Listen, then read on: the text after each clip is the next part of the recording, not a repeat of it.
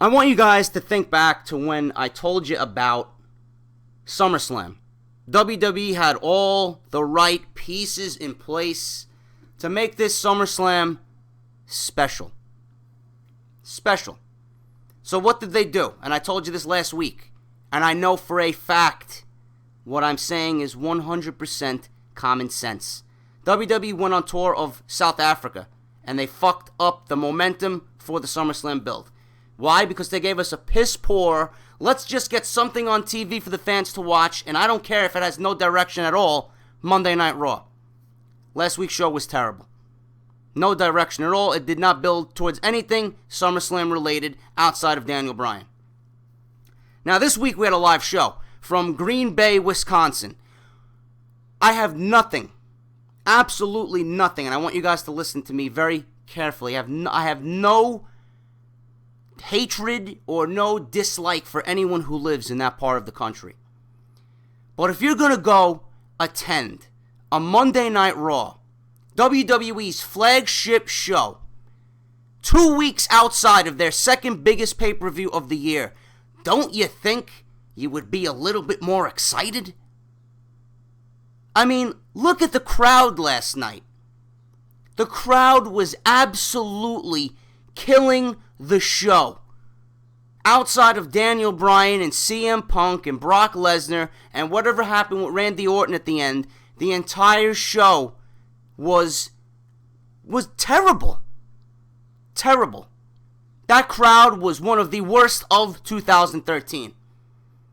When you have a shitty crowd like that, you're sitting at home thinking, this show is fucking boring.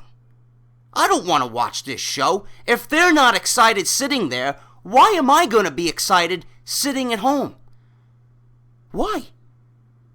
2 weeks outside of SummerSlam and you're sitting there, quiet, showing no reaction? Damian Sandow didn't get a reaction. Cody Rhodes didn't get a reaction. Big E Langston and Dolph Ziggler didn't get a reaction. The Wyatt family didn't get a reaction. I mean, why? I don't understand this. And it's not, most of it has to do with the WWE piss poor direction that they're going in. So for the most part, I don't even blame the fans for being as shitty as they were. But, I mean, show some excitement, get some chants going. The show was awful, folks. The show was awful. I have absolutely nothing to talk about. There was absolutely no direction whatsoever outside of the three big matches. Out of the three big storylines going on right now. The Wyatt family and Kane. The Wyatt family, one of the best acts on TV. If you don't like them, I don't care. They're your future. Bray Wyatt is a winner. Bray Wyatt is a future champion. His presence in the ring is better than most of the roster right now. Luke Harper and Eric Rowan will be tag team champions eventually. The Shield are not going to hold those belts forever. They squashed tons of funk last night. Trash match. I knew what the outcome was before they even made their entrance. The best thing about the match was the Wyatt family's entrance and Bray Wyatt's promo. Obviously, Kane makes his return last night and says, listen, you want me? SummerSlam. I'll show you why I'm the favorite son of the devil. Okay?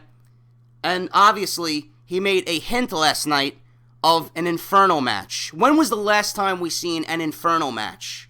I don't even know. I can't even tell you off the top of my head. I'm sure it was during back at the Attitude Era. But an Inferno match in TV PG, now that's something that had me scratching my head. Are they going to go through with the Inferno match? I think they should. Because right now, SummerSlam is piss poor. Piss poor. An Inferno match would add a nice little highlight outside of the main events at SummerSlam. So if they go ahead and do that, number one, I'd be shocked. Number two, the WWE, I honestly think, needs this kind of match on the card. And I don't know how they're going to work that match with Bray Wyatt, being in the match. He's not like The Undertaker, The Undertaker is The Undertaker. Obviously, if there's an Inferno match at SummerSlam, Kane is going to be the one set ablaze. You're not going to have Bray Wyatt lose his first pay-per-view match. It's not going to happen. But do I think this match needs to happen? Yes, it needs to happen. And I definitely want to see something like that. It would be a nice little spectacle for SummerSlam. Now, the biggest part of Monday Night Raw last night was the obvious heel turn of Randy Orton. This is when the show finally picked up. It took 3 hours for the show to pick up, but it finally happened in the last segment of the match. And it was great. You know, Randy Orton teased that he was going to cash in the Money in the Bank. I was actually laying on my couch underneath a nice little blanket. Had the nice air going on in my apartment. I was watching Monday Night Raw. I actually sat up. He fucking RKO'd John Cena, goes to get the briefcase. I'm like, holy shit, is this it? He's going to cash it in right now? A heel Randy Orton is the way to go. Kudos to WWE for finally setting this man down the path to turn heel again. You know? DQ winners, Daniel Bryan, John Cena, Randy Orton. After the bell, Bryan's celebrating. Orton lays him out with an RKO. Bryan's out.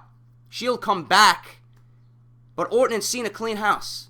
Orton lays out Cena with an RKO, and the fans go crazy.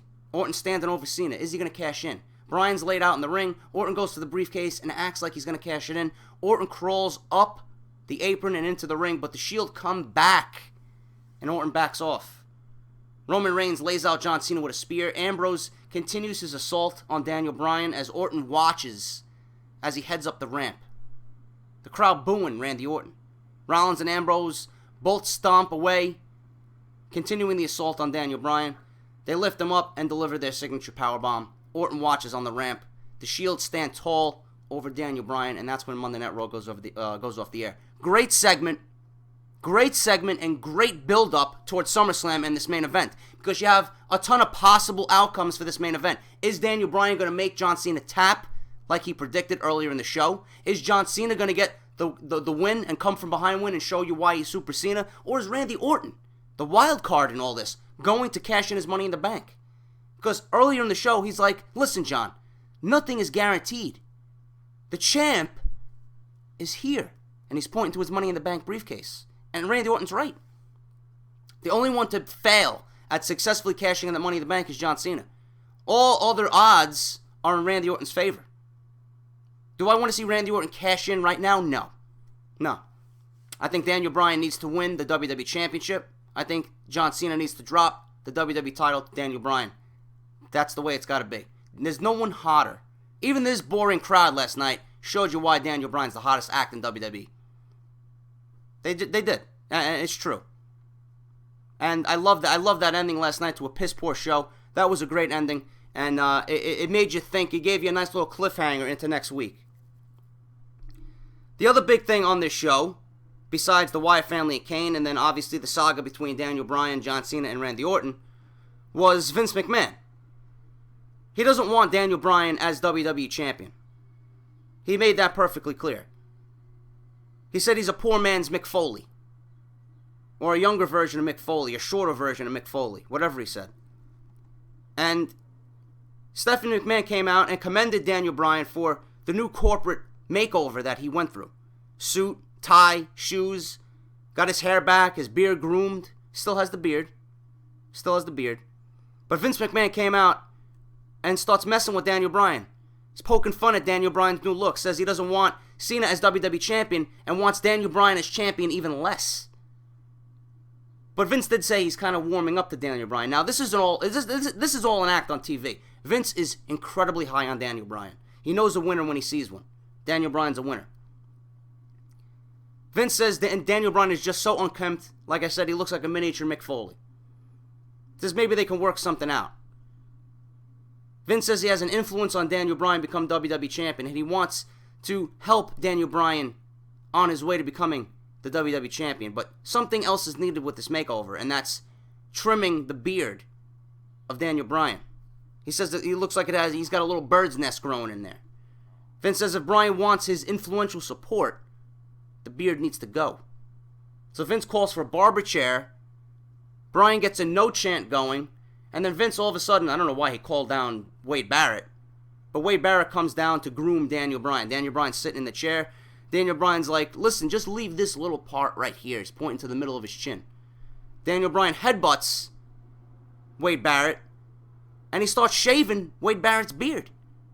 He attacks Wade Barrett, puts Wade Barrett in the chair, and starts shaving Wade Barrett's beard. Bryan heads up to the ramp, gets another yes chant going. Wade Barrett, half of his beard is shaved off at this point. Vince is looking on. Bryan's yelling at Vince, that he wants him to change, but he says no. Bryan says he's going to be WWE Champion regardless, whether you like it or not. He takes off his suit, and he's wearing a new t-shirt with an arrow pointing up to his face saying the beard is here. Vince is upset. I knew they weren't going to shave the beard off Daniel Bryan. It would be a colossal fucking mistake to shave the beard off Daniel Bryan. And I read yesterday that Vince is not going to shave the beard off Daniel Bryan. Storyline-wise, it's not going to happen. Because the beard, coincidentally, is making Vince McMahon money. I'm sure Daniel Bryan's merchandise is selling like hotcakes right now. There's no reason to shave the beard off Daniel Bryan. The beard has become his signature. Why would you take that away? You can't. If you shave the beard off Daniel Bryan, he becomes a nobody. The beard is what is making Daniel Bryan's character. The yes chants are what making are making Daniel Bryan's character. You can't do that. The segment was enjoyable, but it led to nowhere. It led to nowhere. Obviously, it built up towards the rest of the show. When the Shield came down to interrupt Randy Orton and John Cena, Daniel Bryan came in to make the save, and that's when Brad Maddox came out and made the 6-man tag for the main event. But other than that, there was really no furthering of a SummerSlam build. There really wasn't. Alberto Del Rio versus Rob Van Dam happened last night. Rob Van Dam got the win. Alberto Del Rio seemingly kicked out Ricardo Rodriguez from his little camp. Alberto Del Rio's on his own, apparently.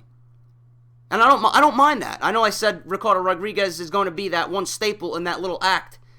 That little tag team that Alberto Del Rio and Ricardo Rodriguez got going on. But Del Rio was handling his own, I have to admit, as a heel. He's doing a damn good job. So at this point, I don't think he's going to miss Ricardo Rodriguez. What happens to Rodriguez right now? I don't know. But he took a hell of a fucking beating from Alberto Del Rio. Showed you why he's a vicious fucking heel. And that's the way you gotta book Del Rio. Heartless and no remorse. He's gonna deliver a great match with Christian, because Christian is a stand-up character. He's a great in-ring performer. But is the crowd going to care enough in Los Angeles? That's my only concern about that match. What is Rob Van Dam gonna do at SummerSlam? I don't know. Is he gonna be involved in this World Championship match? I don't know. Right now, we don't have a clue what Rob Van Dam is doing at SummerSlam. Mark Henry versus Ryback, garbage, throwaway. Ryback's character is just on the bottom rung of the ladder, if you ask me. It's going nowhere. I don't even know what he's doing at SummerSlam. And this is the problem. There's no SummerSlam build for the mid-card. The only SummerSlam that we have right now is Lesnar versus Punk and John Cena versus Daniel Bryan. And then you got Ricardo Rodriguez out. You got Alberto Del Rio versus Christian. Where's Dolph Ziggler? Where's his SummerSlam match? Why isn't that announced? You have Dolph Ziggler versus Big E Langston again, on the spur of the moment, and you're not even going to give them a one-on-one match at SummerSlam because we've seen it twice already. It would make no sense to book them twice, a third time at SummerSlam. So what are you going to do? You're going to involve AJ, you're going to team her up with Big E, and you're going to put Caitlyn and Dolph Ziggler together. You're going to have a mixed tag team match at SummerSlam. Guarantee it. Guarantee it. It would make no sense for Big E versus Dolph Ziggler to happen again at SummerSlam unless there was a stipulation involved. Again, WWE ruined that match. You could have had that match one time at SummerSlam. You could have built it up for 3 weeks, but no. WWE wanted to rush the entire fucking thing and ruined it. Do I want to see these two men fight again? No, I don't care now. I don't care. Heath Slater versus Christian, garbage. CM Punk versus Curtis Axel, could have been better. People chanting boring, and then all of a sudden they started to chant, this is awesome. This crowd was fucking garbage. Brock Lesnar comes out to a huge pop. Of course, it's Brock Lesnar. Comes down and Punk drops Axel with a GTS on the floor. Punk starts swinging a chair, but Lesnar grabs it, blocks it. They start brawling on the outside. Lesnar goes for the F5 on the floor, but Punk slides out and rams him into the ring post. Punk continues to unload on Lesnar against the ring apron. Punk gets on the announce table and leaps off, taking Lesnar back down. Lesnar catches Punk, nails him with a belly-to-belly, throw into the barrier looked vicious. Lesnar rolls up Punk into the ring, and obviously Heyman comes out. Punk counters the F5, whacks Lesnar with the steel chair. Punk looks at Heyman, but Lesnar comes from behind and nails an F5. Heyman orders Lesnar to hurt CM Punk. Lesnar grabs the chair and unloads on Punk with the steel chair to the back. We see Punk has a gash on his chin. Heyman and Lesnar leave, and that was the end of that segment. That was it. It was a great segment. It was a very physical segment. I expect this match to be great at SummerSlam. Why? Because it's Brock Lesnar. Why? Because it's CM Punk. Why? Because it's Paul Heyman. And then there's an interview segment after the commercial break saying that Paul Heyman wants CM Punk one-on-one in the ring next week. I don't think they should go that route, but they are anyway. It doesn't need it. This feud doesn't need it. Lesnar and Punk did as much as they can to excite people about this feud. I think they did a great job. And once again, I'm going to say there's no SummerSlam matches outside of the big two. There's no undercard. Curtis Axel, where's his match? You know, Damien Sandow's probably going to fight Cody Rhodes, but even the crowd was flat for that. That hasn't been announced yet. SummerSlam only has 4 matches booked. A possible Inferno match with Wyatt and Kane, Christian versus Del Rio, Punk versus Lesnar, and Cena versus Daniel Bryan. There's nothing else. There's nothing else. Second biggest pay-per-view of the year. They got nothing else booked. 1 week out now. 1 Monday Night Raw left before SummerSlam. Raw was garbage this week, folks. I just went through everything on the show, and nothing speaks excitement to you besides Punk and Lesnar and Daniel Bryan versus John Cena with Randy Orton as the wild card. Nothing. Everybody was excited about Damien Sandow winning the Money in the Bank. What happened? That fucking feud went flat. I don't know what's happening on SmackDown, but Monday Night Raw, it looked like nobody gave a shit. And then you got Bray Wyatt versus Kane, Inferno match. There's nothing else on SummerSlam, folks. This Monday Night Raw did SummerSlam again, no favors, just like the last 2 weeks. And that's my review. If you enjoyed the commentary, guys, you guys know what to do. Subscribe, hit the like button. Let me know what you thought about Monday Night Raw. Let me know what you think about the SummerSlam build. I'm not excited for Monday Night Raw next week, and I'm certainly not excited for SummerSlam like I thought I was going to be. WWE's fucking up. They need to get their fucking head out of their asses and start booking with some fucking direction. And stop booking these shows in the middle of fucking nowhere where nobody gives a shit. Green Bay's crowds are garbage. Book it on the East Coast. Book it on the West Coast. Book it where you know there's going to be some excitement. If you're going to go to a Monday Night Raw, show me you're excited to be there. You're 1 week out of SummerSlam, and nobody gives a fuck. If you're not going to care, I'm not going to care. It's the way it goes. Thank you for 5,000 subscribers, guys. I'll talk to you later this week with WWE News and Rumors. I'm out. Talk to you later.